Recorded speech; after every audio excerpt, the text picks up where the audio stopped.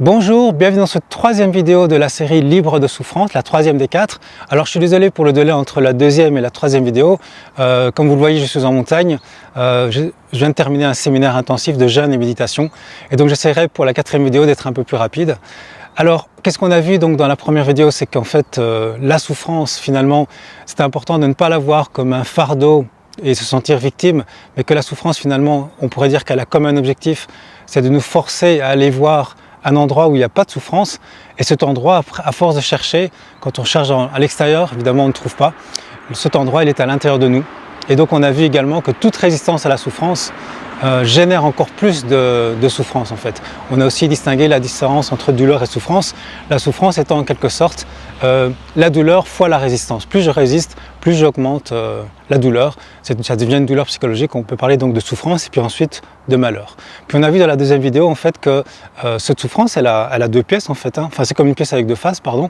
Vous avez le côté émotionnel et puis le côté mental. On a vu le côté mental et on a vu que finalement derrière chaque souffrance que nous avons dans nos vies, il y a toujours du mental, il y a toujours une considération sur ce qui nous arrive, il y a toujours une réflexion, il y a toujours des croyances, il y a toujours des pensées, de jugement, de comparaison, d'analyse, de supposition, etc.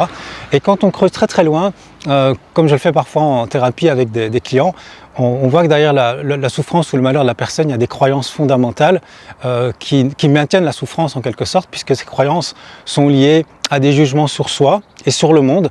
C'est souvent des jugements négatifs, vous vous en doutez, c'est je suis nul, je ne suis pas capable, ou je n'y arriverai pas, ou je ne suis pas aimable, je ne suis pas digne d'amour, ou je suis... Voilà, je suis seul, je suis dans un monde hostile, le monde est dangereux, j'ai besoin des autres, il faut se méfier des gens, des femmes, des hommes, etc. Et donc quand j'ai des croyances comme ça sur moi et sur l'autre et sur le monde, évidemment c'est toujours stressant. Donc il y a un fond d'anxiété ou un fond de peur ou un fond de tristesse, dépendamment des différentes croyances que vous avez. Mais vous avez remarqué qu'il y a toujours finalement une sorte de blessure, une blessure de rejet ou une blessure d'abandon ou une blessure voilà, de solitude en fait, où on se sent rien dans un monde hostile. Et on voit que le point commun de ça, c'est toujours le moi. Moi, c'est notre identification à notre ego. Et donc c'est pour ça que ça va être intéressant. Dans la quatrième vidéo, vous verrez, avec le processus que je vais vous proposer, c'est de se détacher de l'identification au personnage qui souffre, parce que fondamentalement, nous ne sommes pas ce personnage qui souffre. Alors dans cette vidéo-ci, on va voir la deuxième partie donc, de cette pièce avec les deux faces. La partie mentale, on l'a vu. Et puis, si on veut vraiment se libérer, il faut aussi comprendre la partie émotionnelle. Et donc, je voudrais introduire ici cette notion du corps de souffrance qui a été mis en évidence donc, par Eckhart Tolle. Je crois que c'est le premier qui a mis ça. Peut-être on en parlait avant, il y a d'autres mots, mais c'est l'idée qu'il y a dans notre corps des mémoires de souffrance, des mémoires. Alors on parle de mémoire cellulaire, je pense que c'est plutôt dans les fascias qui sont ces membranes fibroélastiques qu'on retrouve partout dans le corps et qui maintiennent tous nos organes, qui relient tout ensemble, qui sont faits de collagène et d'eau.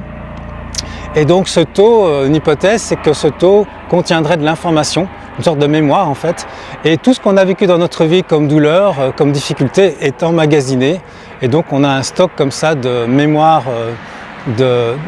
par rapport à des situations positives ou négatives, et toutes les situations négatives qui nous ont créé de la souffrance s'accumulent en nous et constituent ce qu'on appelle le corps de souffrance. En plus, on trimballe sans doute en épigénétique et on commence à se rendre compte de ça. Il y a des travaux scientifiques très sérieux qui ont montré ça, c'est qu'on trimballe dans nos gènes également le fardeau de nos ancêtres qui ont souffert de famine ou qui ont souffert de certains traumatismes. Et en tant qu'hypnothérapeute, je le vois bien quand des gens ont des difficultés, c'est parfois aussi relié à des ancêtres qui ont vécu 2 ou 3 générations avant, un viol ou une situation difficile ou une injustice ou quelque chose une violence. Et donc ça se retrouve dans la vie de la personne. Donc en fait, on trimballe en nous, en fait, en quelque sorte, un corps de souffrance. Enfin, on a dans notre corps une dose de souffrance. Cette souffrance qui s'accumule au fil du temps. Et plus on avance en âge, plus ce corps de souffrance devient assez, si on ne travaille pas sur soi bien sûr, si on ne se nettoie pas, eh bien ce corps de souffrance devient de plus en plus fort et va être déclenché, c'est une souffrance latente mais qui va être déclenchée par le moindre petit truc qui va vous frustrer ou vous agacer, ou vous décevoir. La moindre petite chose peut nous toucher. Donc en fait, je compare le corps de souffrance à une image qui m'est venue, c'est une rivière en fait, une rivière, et pour qu'on soit en santé, il faut que cette rivière elle coule. Elle coule et en fait le corps humain c'est un peu comme une rivière d'énergie, c'est une énergie qui coule des pieds à la tête. Quand j'avais fait ce stage de Tao il y a quelques mois, on nous a bien expliqué ça et puis c'est quelque chose qui est assez connu finalement, c'est que le corps humain et c'est de l'énergie en mouvement. Et dans toutes les traditions ancestrales, les médecines ancestrales, comme l'Ayurveda, la médecine chinoise, ou même la naturopathie, en fait, ils expliquent que ce qui crée la maladie, c'est le blocage de ce mouvement. Et donc l'accumulation de toxines, et puis ça crée ensuite de l'inflammation. J'espère qu'on voit toujours, parce qu'il y a tellement de soleil, avec des nuages, donc j'espère qu'on me voit. Je suis dans la brume, j'espère que ça va. Et donc c'est comme une rivière, le corps humain, et parfois cette rivière va se boucher. Il va y avoir des bouchons, et donc l'énergie, ou si vous voulez, l'eau en fait de la rivière circule moins bien. Et donc ça va stagner, ça peut faire des marais. Donc ça fait des zones en fait où il peut y avoir des agents pathogènes dans le corps, hein, si je reprends l'analogie. Et donc ça donne des maladies. En fait, toute coupure d'énergie, tout blocage d'énergie crée déjà un manque d'énergie, et puis en plus ça stagne dans le corps et ça peut créer des douleurs, des maladies et toute une myriade de symptômes en fait. Et les enfants, quand ils ont des émotions, parce qu'ils ont aussi, tous les petits-enfants, ils ont des frustrations, ils ont des émotions de tristesse, de colère, de peur, qu'est-ce qu'ils font naturellement pour que la rivière, elle coule bien? Eh bien, naturellement, le mécanisme, c'est qu'ils l'expriment en fait. Ils ne l'expriment pas avec des mots, parce qu'ils ne parlent pas encore vraiment quand ils sont tout petits, mais ils l'expriment par... alors après, ils l'expriment avec des mots, mais au début, c'est des sons, et puis ils bougent, et puis ils se secouent, et puis ils crient, ils pleurent. Et puis c'est parti, l'émotion est partie, l'émotion est évacuée. Et puis souvent, malheureusement, ce qui se passe, c'est que dans le monde des adultes, on ne fait pas du tout ça. Et même quand l'enfant grandit, on dit « mais pourquoi tu pleures? Arrête de pleurer ». On va aller dans l'analyse mentale. Et donc on coupe l'expression naturelle des émotions. Et puis va dans ta chambre, tu reviendras quand tu seras bien. Arrête de pleurer maintenant, tu n'as aucune raison de pleurer, etc., etc. Donc en fait, on va essayer de mentaliser cette émotion en essayant qu'il arrête d'exprimer cette émotion en plus. Et donc il y a des émotions en plus qui sont socialement correctes. Un petit garçon, ça pleure pas. N'a pas peur, un homme ça n'a pas peur, c'est stupide. Hein. Et puis une petite fille, ça peut pleurer, ça y a pas de problème. Une petite fille en colère, c'est pas très féminin. Un garçon en colère, ça c'est bien. Vous voyez, on a comme ça des émotions qui sont socialement acceptées ou pas, ce qui est vraiment complètement stupide, on est d'accord, mais ça continue malheureusement à se faire. Et donc toutes ces émotions restent bloquées en fait parce qu'elles peuvent pas sortir. C'est un peu comme la rivière qui est bouchée, et puis ça commence à créer des blocages énergétiques dans le corps, au niveau du chakra du cœur, enfin, à différents endroits, différents centres énergétiques.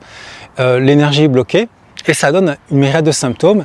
Et l'énergie est bloquée avec l'information de la situation qui a généré de la souffrance. Ce qui fait qu'on accumule comme ça ce corps de souffrance et au moindre au moindre élément, à la moindre situation qui nous dérange, eh bien, c'est pas juste notre réaction à la situation qui va être générée, mais c'est également toute la souffrance qui était déjà accumulée qui va être générée. Donc, c'est un peu la goutte qui fait déborder le vase, en quelque sorte. Et donc, ce corps de souffrance augmente avec le temps. On a eu des blessures d'injustice, comme j'ai dit, des blessures de trahison, des blessures de rejet, d'abandon, etc. On s'est senti seul parfois. Quand on a grandi, on a pu avoir des émotions qui n'ont pas été exprimées, donc c'est resté bloqué en nous. Et puis, on grandit avec ça. Et alors, on essaie de se protéger pour ne pas souffrir, parce que l'être humain déteste souffrir, évidemment. Donc il va résister à la douleur, et pour résister à la douleur, c'est de se construire une sorte de carapace pour ne pas sentir, et essayer aussi d'éviter les situations en se créant un personnage, un masque, hein. Le personnage c'est le masque en fait, et on essaye en fait de se protéger de la douleur. Je prends souvent cette analogie, c'est comme si on avait des épines plantées chaque fois, chaque blessure étant une épine plantée dans le corps, et puis si quelqu'un nous touche, ça fait très très mal, on dit mais tu me fais mal, en réalité c'est mon corps de souffrance qui fait que j'ai mal et pas la personne. La personne elle a touché, mais si j'avais pas eu d'épines, ça m'aurait rien fait. Donc en fait, c'est vraiment mon corps de souffrance qui est la cause de cette souffrance que je ressens. Mais je vais essayer de me protéger, que personne ne me touche, hein, mettre une armure, je vais essayer de me protéger. Une armure psychologique, c'est une personnalité, un masque. Et puis, en fait, je mets des actions en place et des situations en place pour ne pas souffrir. Évidemment, c'est illusoire, c'est de la folie, parce qu'on va tout le temps être touché entre guillemets par la situation, on ne contrôle jamais le monde. En fait, quand je dis on va essayer de mettre des protections, ça veut dire qu'on essaie de tout contrôler pour ne pas ressentir des émotions, pour ne pas ressentir de tristesse, ne pas ressentir de colère, ne pas sentir de peur. Et vous vous en doutez, le monde étant ce qu'il est, étant impermanent, nous sommes liés à l'impermanence en tant qu'être humain, eh bien ce n'est pas possible. Et donc on va forcément encore plus souffrir parce qu'on y résiste, on ne veut pas le voir. Et plus on résiste, plus on souffre. Et à un moment donné, quelqu'un nous touche, ou il y a le vent qui passe, hein, je reprends cette analogie, et ça fait très très mal. Et ça fait super mal, et on est encore plus en colère. Et le problème avec ce corps de souffrance, c'est qu'il va s'accumuler avec le temps, parce que plus je suis mal dans mon corps, plus ma tête est agitée, parce que quand le corps est mal, via les deux nerfs vagues, il y a beaucoup d'informations qui remontent à la tête, et c'est le corps qui pilote la tête en réalité. Et donc quand je ne suis pas bien, je suis stressé, parce qu'il y a beaucoup d'informations liées à la souffrance dans mon corps, ma tête est très agitée sans savoir pourquoi, et donc je vais tout le temps chercher des problèmes partout. parce que je cherche à me protéger des problèmes, donc je les cherche en fait.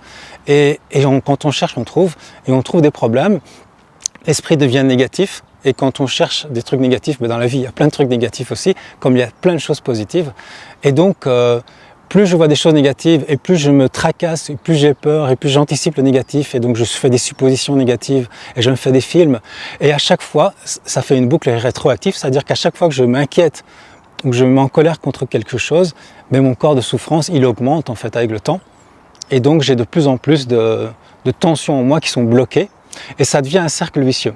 Il y a un deuxième cercle vicieux également, c'est que cette information qui est cristallisée en quelque sorte, c'est comme si l'énergie était cristallisée en moi, puisqu'elle ne circule plus, elle contient de l'information, elle contient l'information qui est reliée à la souffrance que j'ai vécue, ça peut être de la peur par exemple, ou de la tristesse, ou autre chose, de la colère, est lié également à tout ce qui a généré, tout ce qui a déclenché cette colère, cette tristesse.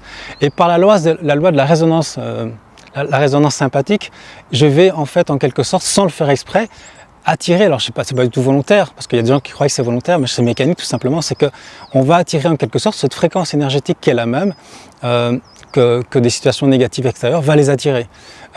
Pour expliquer ça, j'avais assisté à un séminaire il y a 20 ans, je me souviendrai toujours de cette démonstration. La résonance sympathique, en quelques mots, c'est très simple. On appelle ça aussi la loi de l'attraction, ça marche en négatif comme en positif. C'est qu'en fait, l'exemple, la démonstration que j'avais eue, c'était on mettait 2 guitares sur une scène espacées de plusieurs mètres, et on va par exemple toucher la corde du La, le La, donc c'est une corde spécifique, et sur l'autre guitare très très loin, on met un petit papier sur la corde du La.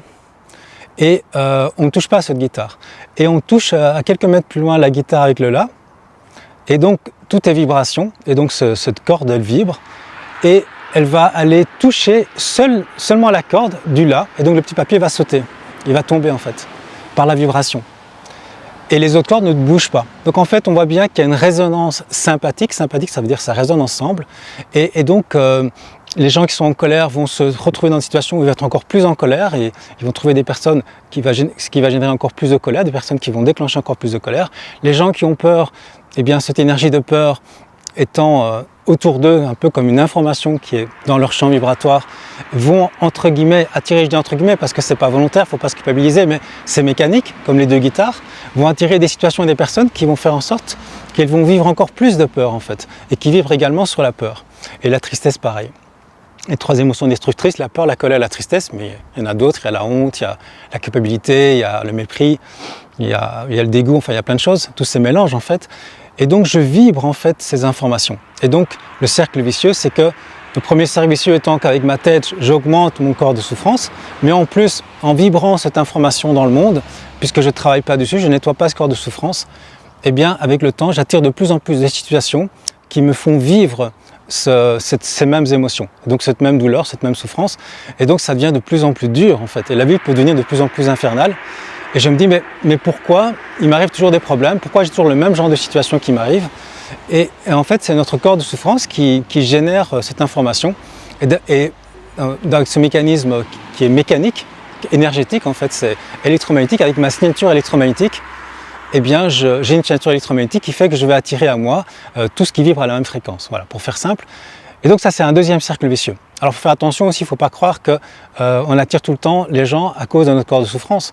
Parfois aussi ce qui peut faire qu'on est attiré par quelqu'un, ou quelqu'un est attiré par nous, c'est pas que pour notre corps de souffrance, c'est aussi parce qu'on dégage aussi de l'amour. On a aussi dans notre cœur beaucoup d'amour, nous sommes des êtres d'amour fondamentalement, il y a aussi en nous plein de belles choses, et notre cœur peut générer des fréquences magnétiques qui sont extrêmement 5000 fois plus puissantes que celles du cerveau en termes d'ondes, et en fait on peut aussi être attiré par quelqu'un pour l'amour et par amour et pour la beauté de ce qui se dégage de cette personne, sa beauté intérieure. Mais toute personne qu'on attire, même si elle est aussi merveilleuse qu'on puisse penser, qu'on puisse voir, elle a aussi un corps de souffrance. La plupart des êtres humains ils ont un corps de souffrance hérité, vous avez vu, de tout ce passé de souffrance sur la Terre. Le niveau de souffrance sur cette planète est énorme. Et on est peut-être là pour nettoyer ça en fait finalement. On est peut-être la première génération qui va pouvoir nettoyer en fait enfin toute cette souffrance accumulée depuis la nuit des temps, parce que quand on voit l'histoire humaine, c'est de la souffrance sur de la souffrance et des horreurs sur des horreurs. Et donc on est peut-être la première génération, on a le temps de regarder ce genre de vidéos, on va pouvoir nettoyer ce corps de souffrance, parce que si on arrive à le nettoyer, si on arrive à enlever cette information et à ne plus générer cette information de souffrance, donc de peur, de colère, de tristesse, eh bien on se libère et on libère aussi le monde, parce que si on se libère, on a plus d'énergie, on a plus de joie, et donc notre nature fondamentale, qui est amour, va pouvoir encore beaucoup plus s'exprimer. Parce qu'elle s'exprime déjà, c'est un peu comme le soleil, donc on peut rencontrer quelqu'un qui peut vibrer de l'amour, mais en même temps il y a un corps de souffrance, donc un peu comme des nuages autour, et donc parfois du soleil, parfois des nuages, ça dépend de l'intensité du soleil. Plus on est amour, plus on va se nettoyer également. Tout ça pour dire que dans la 4e vidéo, ce qu'on va voir, c'est de manière très concrète, maintenant qu'on a vu tout ça, un processus pour se libérer donc de la souffrance. Ayant compris donc c'est la résistance qui crée plus de souffrance, donc on ne va pas résister, justement on va faire tout l'opposé. Ayant compris que cette souffrance, elle est causée par des croyances, elle est aussi augmentée par des pensées conscientes, négatives, donc on va arrêter ça. Elle est causée par des croyances, donc ça va être important de remettre en question ces croyances. Et puis surtout, elle est accompagnée de toute une dimension énergétique, émotionnelle, donc c'est le corps de souffrance. Et là, ça va être important de nettoyer ce corps de souffrance. Et c'est ce qu'on verra donc dans la 4e vidéo. Au fond, le thème de cette 4e vidéo, ça va être d'avoir le courage d'être fragile. C'est la force d'être fragile, le courage d'être fragile, le courage d'affronter ce que naturellement tout être humain cherche à fuir, c'est la douleur. Parce que c'est insupportable, ça fait mal dans le corps, on le sent. Eh bien, ça va être avoir ce courage, et nous sommes peut-être la première ou la deuxième génération, quelques personnes avant nous et quelques personnes après nous, bien sûr, qui vont continuer, c'est de nettoyer toute cette souffrance accumulée chez l'être humain pour pouvoir atteindre notre vraie nature qui est amour, totalement.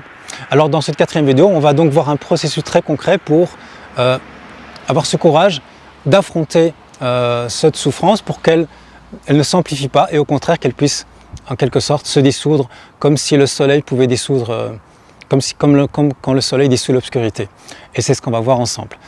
Donc déjà, je vous invite à réfléchir sur ce corps de souffrance que vous avez certainement, comme moi, comme plein de personnes, en fait, comme tout le monde pratiquement, qui fait en sorte que je réagis outre mesure face à des événements qui me touchent tellement fort alors que ça ne devrait pas.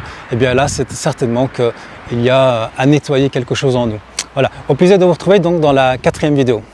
Être un rebelle sans se mettre à genoux, comme une étincelle dans ce monde de fous. Être un rebelle sans se mettre à genoux, comme une étincelle dans ce monde de fous.